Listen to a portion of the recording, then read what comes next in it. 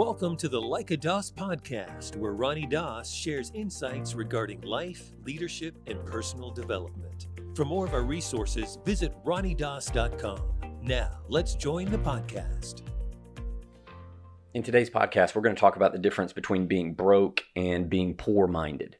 Being broke and being poor-minded. Now, let me tell you about being broke. Broke is a state of wallet. And there are times when all of us are broke at some point. I have heard stories of uber wealthy people that have huge companies that at some point were borrowing money or sleeping on someone's couch just to get by. They couldn't even pay their own rent.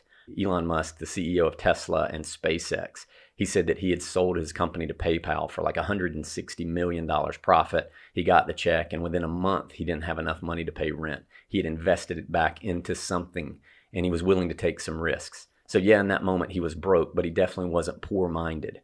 You see, when you're poor-minded, here's what you think. You think you don't have enough education, that you're not the type of person that can succeed, that you're not the type of person that can have a great relationship, that you're not the type of person that can live with passion and opportunity. You see, when you're poor-minded, you just think, oh my God, it's so hard. There's not enough of anything. Money doesn't grow on trees, and there's no way I can get things done. It's just that it's just not meant for me. That's what poor-minded is. And what I've learned about people that are experts in any field is that they were first beginners. They were first amateurs. They didn't have anything laid out for them in the beginning. They just went for it. They believed for something bigger. Even when they were scared to death, they were still willing to step out with some courage and what I would call faith, right? Like people think faith is scripture. Faith is not scripture. Faith is risk. That's what faith is. It's trusting and trembling and being willing to take a step towards something that you can't see immediately. Or maybe it's something you can see, but nobody else can see. It's being willing to keep pushing yourself into a bit of the unknown and what's unfamiliar and believing that what you need will show up in time if you'll just keep moving forward. You see, if you're poor-minded, all you're thinking about is how your parents didn't raise you right, how you don't have enough education, how you don't have the money and the resources, and there's not enough people out there to support you with whatever it is that you think that you should do. You see, when you're poor-minded, you lower your standards so much that then you don't have to be accountable to anything or anybody. You can just pull yourself back, play really small, dial yourself down to invisible, and hide out somewhere in a woodshed. Yeah, that's what we get to do when we decide that we're going to be poor-minded, or we allow the poor-minded mindset to make our decisions for us. You see, you might be broke right now. You might not have a whole lot of money in your bank account. You might not have a whole lot of margin. But my question would be, do you have vision? And are you fueling that vision by reading new books, adding new things to your mind? Or do you think because you read Think and Grow Rich 15 years ago that now you understand what personal development is? I mean, that's what a lot of people think. And so in that, we want to look at, are we in a place where we're believing for more and doing the work? Or are we just operating from a place of being poor-minded? Because being poor-minded will only give you permission to not operate with courage. Like when you think poor-minded, like, oh, I'm always going to be sick, I'm never going to have enough opportunities, nobody's going to believe in me, there's never enough money to do what we need to do. Like if you stay in that place, then you don't have to have any courage, right? You just get to stay miserable in your rightness, the self-righteous rightness that we develop of this is the way the world is. And we're so much more committed to proving ourselves right and rationalizing and justifying these old BS stories that then we don't actually have any accountability to anything better.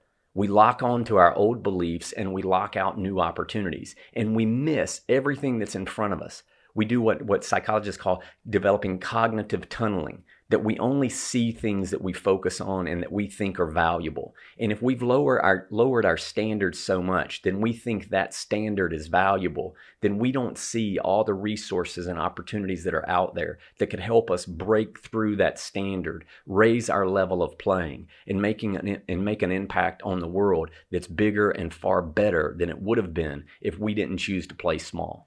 Is it difficult? Yes, it's difficult. Is it challenging? Absolutely. Can it be hard at times and scary? Yes. But is it worth it if we do the work? You bet. So my challenge for you today would be that you're willing to do the work.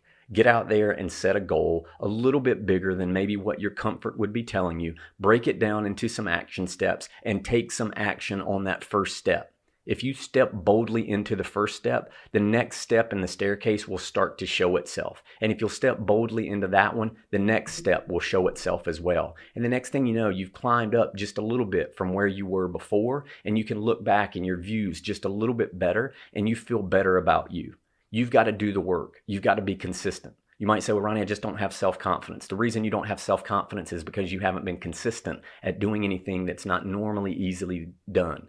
Most people don't have any self-confidence because they've never held themselves accountable to anything else, and they just won't take any action steps. I got 2 books on my shelf that I wrote, Leading Lions and Dig. I'm not an author, but I have 2 books. Like, I don't know how I'm speaking and getting invited to go out of these places. It's not like I had a manual laid out for me in the beginning. I was just willing to do the work. I saw something that inspired me in my mentor and what he did and the trainings that he offered and the people's lives that he touched and impacted. And I said, I'm going to do the same. And I started doing the work. And has it been scary? You bet. Have there been people I thought that would support that don't? You bet. But guess what? My kids, my family, they don't care about excuses. They care about the results. And I would challenge you today to think about what results you would like to produce if you really decided to step in and play big. Who would it impact? And who are you ripping off by having a poor mindset? It's a great question. I hope this isn't too much of a rant for you, but you know what? It felt good. I wanted to share this morning at 4:45 a.m. before the day even starts, right? It's time to do the work. Today's a great day. It's as good as any to do the things that you've been waiting to do. The best time to plant a tree was 30 years ago and today, so let's get started.